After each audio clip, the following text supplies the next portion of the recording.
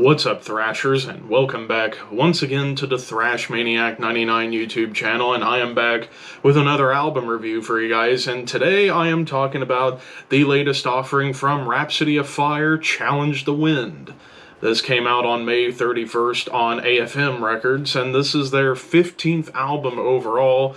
I've talked about the last two that have come out, and I actually forget the names of them off the top of my head now, but I have checked out the last couple of Rhapsody of Fire albums, and I thought, especially the 2019 album, was fantastic, and the one that came out in 2021 I thought was really good, so I was curious to check out what Rhapsody of Fire had in store this time around.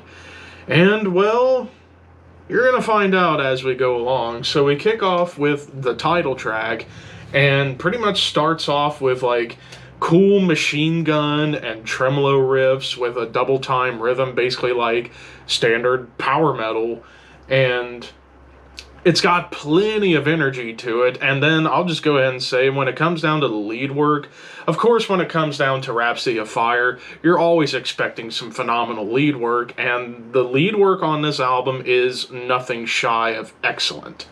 And even the vocals, like, again, yeah, power metal definitely is one of those genres, especially for the fans of the more extreme metal stuff like myself, can find a little bit difficult to get into. For me, not as much.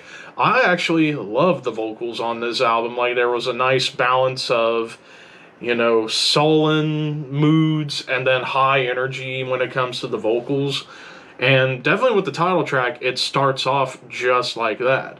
And then Whispers of Doom, this one kind of starts experimenting just a little bit more with, you know, cool harmonies at the beginning, but then it kind of gets, dare I say, almost thrash metal. Like, there's some thrashy riffs going on here. There's a nice galloping rhythm going on top. And of course, one of the big things when it came down to the lead on this track, more sweep picking. Like, and I always like hearing cool sweep sections on the guitar. You know, bands like Obscura, Dying Fetus, Rhapsody of Fire, Avenged Sevenfold. Yeah, you get some really cool sweep work with those bands. And the sweep work on this solo was mwah. It was just a mwah, chef's kiss. The Bloody Para, I actually like how it starts with the synths. It actually, I'm not going to lie, the synths that start this song off kind of remind me a little bit of Mr. Crowley by Ozzy Osbourne. I'm like, am I about to hear some Ozzy nods? But then after that, it kind of gets into more of like a thrashy power metal thing. There's even some like wind instruments and bagpipes, kind of adding in a little bit of a folk vibe, which that was always kind of a big sneak attack, especially on the last two Rhapsody of Fire albums that I enjoyed whenever they bring in more folk elements. But then we get into the longest track of the album, Vanquished by Shadows, over 16 minutes, and, well, you get some classic heavy metal riffs to start it off, and then the vocals got a little bit gruffer, like a little more on the aggressive side as opposed to the big time high vocals. Like, they were very gruff, dare I say, almost like thrash metal vocals. But you get some like galloping chugs here and there, some nice groove, cool harmonized riffs, and power metal D beats. Now, like, the first, I would say, like, 6 minutes, it did kind of repeat, like, almost like a verse-chorus bridge kind of thing for the first 6 minutes where they would repeat a few sections.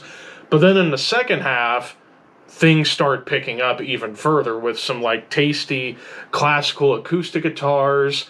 Suddenly, it just becomes really epic. You even get moments of doom in the song, and some sullen melodies, and even a really cool keyboard solo. So definitely after you get through, like, a more typical power metal track with the first part of the song, then it kind of goes into all sorts of different directions. And I will say I don't think it was the best song on the album. I would say one of the best. I think the album kind of gets a little bit better towards the end.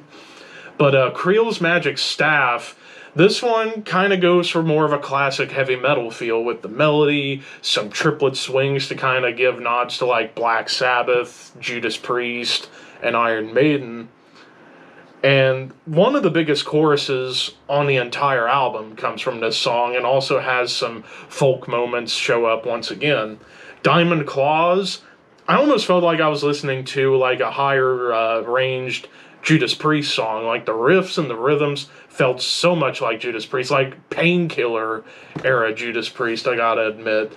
And then it even gets into more double time madness.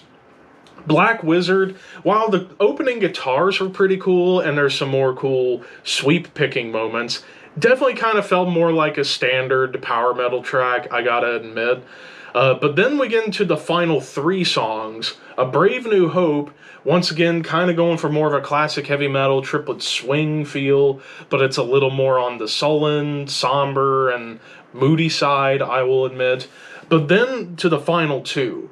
Holy Downfall, while again you get classic metal riffs, it's a little darker, and dare I say, borderline death metal chugs show up kind of seemingly out of nowhere, and I was like, this is actually a really cool surprise, because up to this point it was just kind of, like I said, standard power metal fare for me. Whereas you get to the chugging sections on Holy Downfall, it's like, did I suddenly change over to like a modern death metal band? Because I thought that was a really cool moment on the album. One of the big highlights, and maybe the heaviest moment on the entire album. But then we get to the closing song, Mastered by the Dark. More classical acoustic work, but it's mostly doom-laden. Like, it's got some heavy, doomy, crushing riffs, and also some of the heaviest moments on the entire album. And the lead and the solos here felt a little more atmospheric rather than shred-tastic.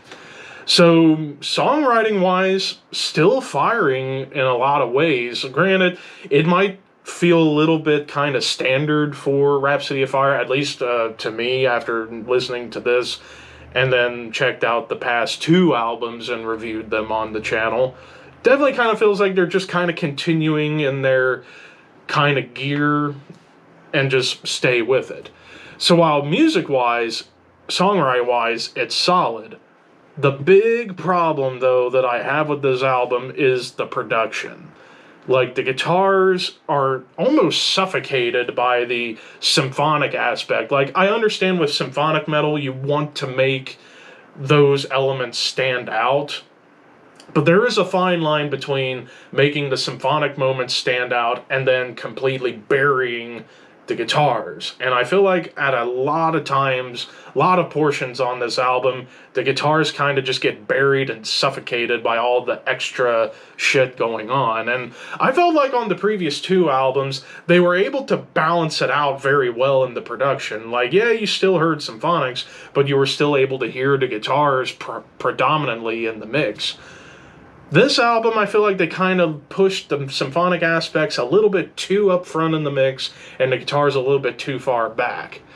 So, that honestly is what really dragged this album down for me, was the fact that the symphonic aspects just kind of overtook and lose some of the songs for me. But overall, this is still a good album. I definitely think the previous two albums are a lot better than this one. But this is still a solid album. I'm going to give this a 3 out of 5. If you are a longtime fan of Rhapsody of Fire, chances are you're going to dig this. But if you're someone like me who's come into the game late and maybe just want to hear the guitars more prominent, I would probably stick with the recent two albums before this one. It's still a good album nonetheless. I just wish the production could have been a lot better.